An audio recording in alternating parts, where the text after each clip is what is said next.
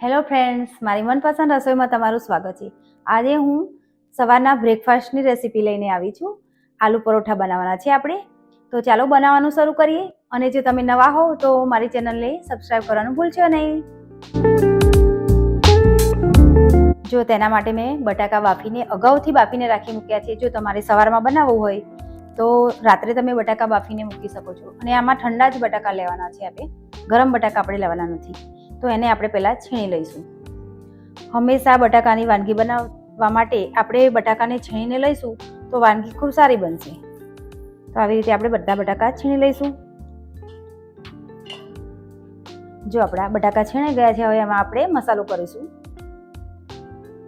મસાલામાં આપણે ધાણા જીરું 2 ચમચી લીધું છે, પછી ગરમ મસાલો અડધી ચમચી લીધો છે, પછી આપણે મરચું લીધું છે લાલ 1 ચમચી, હળદર અડધી ચમચી લીધું છે, આમચૂર પાવડર લીધો છે 1 ચમચી, અને જીરું લીધું છે વાટેલું અડધી ચમચી, અને સ્વાદ પ્રમાણે મીઠું લીધું છે, અને સંચળ મીઠું અડધી ચમચી લીધું છે. આ બધું જ આપણે એમાં નાખીને મિક્સ કરી લેવાનું છે.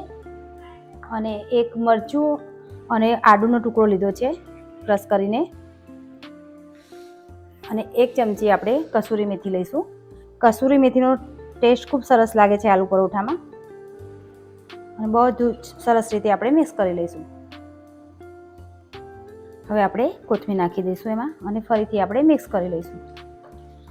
તો આપણે આ આલુ પરોઠાનું પૂરણ બનીને તૈયાર થઈ ગયું છે. હવે આપણે જેટલો મોટો કે નાનો આલુ પરોઠો બનાવવાનો હોય એટલા આપણે આવી રીતે ગોળ વાળી લઈશું. અને આવી રીતે બધા ગોળા બનાવી દઈશું વાળીને. જો આપણે સરસ ગોળા વાળીને મૂકી દીધા છે. હવે આપણે લોટ બાંધી લઈશું. આપણે પરોઠાનો લોટ બાંધવા માટે 1 બાઉલ જેટલો લોટ લીધો છે, અને એને આપણે ચાળી લઈશું. ઘઉંનો લોટ લીધો છે, લોટ ચાળી લીધો છે આપણે. હવે એમાં ટેસ્ટ પ્રમાણે મીઠું નાખીશું, અને 2 ચમચી જેટલું આપણે તેલ નાખી દેવાનું છે. અને હવે સરસ આપણે મિક્સ કરી લેવાનું છે, અને સરસ સોફ્ટ લોટ બાંધવાનો છે. રોટલી જેવો લોટ બાંધવાનો છે આપણે, કાઠો લોટ નથી બાંધવાનો. જો તમે કઠણ લોટ બાંધશો તો પરોઠો સરસ રીતે વણાશે નહીં, એટલે આપણે એને સોફ્ટ જ લોટ બાંધવાનો છે. આપણે સરસ મજાનો આલુ પરોઠાનો લોટ બંધાઈ ગયો છે. અને હવે આપણે 1 ચમચી જેટલું તેલ નાખીશું, અને થોડોક આપણે એને ચીકણો કરી લઈશું. અને તેલ નાખીને આપણે 5 મિનિટ જેવું એને મસળીશું, એટલે સરસ મુલાયમ થઈ જાય, નરમ થઈ જાય. જો સરસ મજાનો આપણો લોટ બંધાઈ ગયો છે. હવે આપણે એમાંથી આલુ પરોઠો બનાવી લઈશું.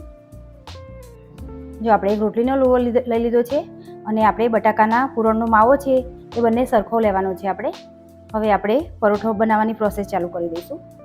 જો હાથની મદદથી આપણે આવી રીતે ગોળ પૂરી જેવો આકાર આપી દેવાનો છે. અને જો હાથમાં ચોંટે તો તમારે હાથ લોટવાળો કરી લેવાનો છે. સરસ આવી રીતે આપણે કચોરી જેમ બનાવીએ છીએ એ રીતે આપણે કરવાનું છે. જો હવે આવી રીતે કરી અને એમાં આપણે આ જે માવો છે એ માવો મૂકી દેવાનો છે. અને પછી 2 આંગળીઓને અંગૂઠાથી એને દબાવવાનું છે. અને જો આપણું પૂરણ ચોંટે હાથમાં તો ઉપર થોડો કોરો લોટ નાખી દેવાનો છે, અને અંગૂઠાથી નીચે દબાવતા જઈશું, અને આ હાથથી આપણે આમ ઉપર લેતા જઈશું, અને આપણે એને પેક કરવાનું છે.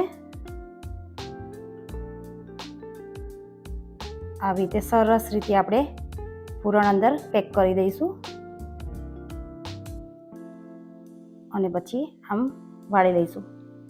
તો આ સરસ આપણે તૈયાર થઈ ગયું છે. હવે આપણે પ્લેટફોર્મ ઉપર થોડો લોટ નાખી દઈશું, અને ગુલ્લા ઉપર આપણે લોટવાળું કરી લઈશું, અને હાથની મદદથી આવી રીતે થોડું પ્રેસ કરી લઈશું, એટલે આપણો માવો સરસ રીતે અંદર પ્રેસ થઈ જાય.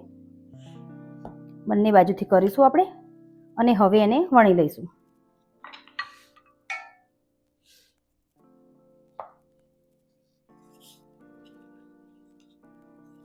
હળવા હાથે આપણે વણવાનું છે.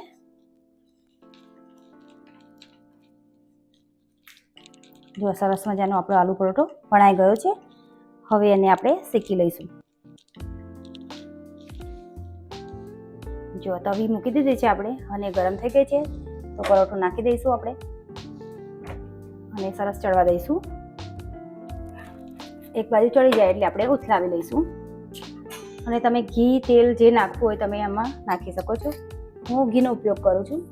ઘીથી ખૂબ જ સરસ મજાનું ટેસ્ટી લાગે છે. આ સવારમાં બ્રેકફાસ્ટમાં ખૂબ સરસ લાગે છે.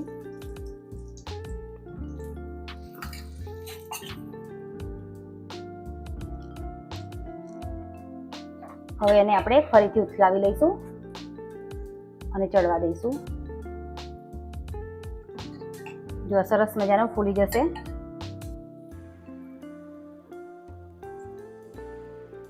તો આપણો આ આલુ પરોઠો તૈયાર થઈ ગયો છે. હવે એને આપણે ઉતારી લઈશું. જો આવી રીતે આપણે બધા બનાવી લઈશું.